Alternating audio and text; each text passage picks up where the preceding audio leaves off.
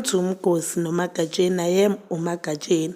Umgosi wethu namhlanje bazalwa bami zithi it's about Uthando NesiThembu season 7. So Musa Mseleku has posted this way before Uthando NesiThembu episode season 7 episode 1 idlala. We know Musa ukuthi we were expecting it 25 kanti channel nto One Magic izodlala Uthando NesiThembu way before we were expecting it, guys. DSTV yaskila, but ke Musa Mseleku has posted this abhalile Ndlovukazi uMacele, Ndlovukazi Mayeni, no Ndlenkulu Macele, Ndlenkulu Mayeni, Ndlenkulu Makhumalo and Ndlenkulu Mangwabe. So we all know that now ubabiza bonke ngendlenkulu. Mhlambe it was that issue ku season 4 or if not season 5 whereby khona beba complain ukuthi ubuza ngoMacele ngondlenkulu phela.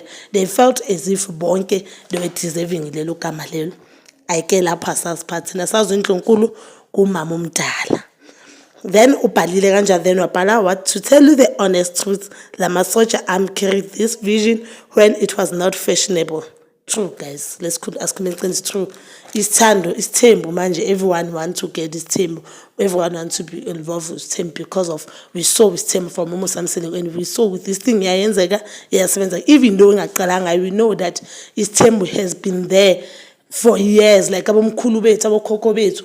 Some of us sizazi from emakithi know ukuthi hey umkhokho kwama isithembini, but ke besingekho fashionable and a lot of people bebagceka isithembu, but since sabona isithembu from Uthando NesiThembu sonke sesiyasifuna.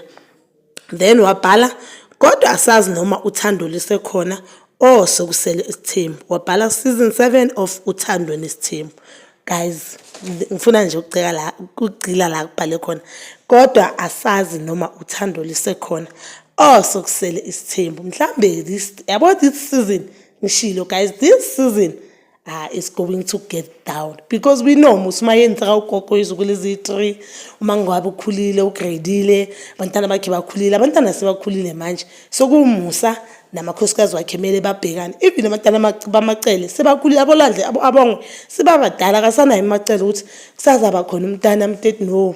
Now abantwana sebakhulile, so kuyina lamakhosikazi and lamakhosikazi lawo the more ukhule the more phela nengcondo ithi the more mhlawumbe ukwazi nokuzimela. And we all know that amakhosikazi kaMusa Mseleku, one thing about them, bazimela even though bangekho that rich, but they have ama-careers wabo bakhona bakwenzayo abadependanga fully kuMusa. So guys, mina nje please comment down below what do you think about the statements Musa, and please don't forget to like, subscribe and hit that notification button.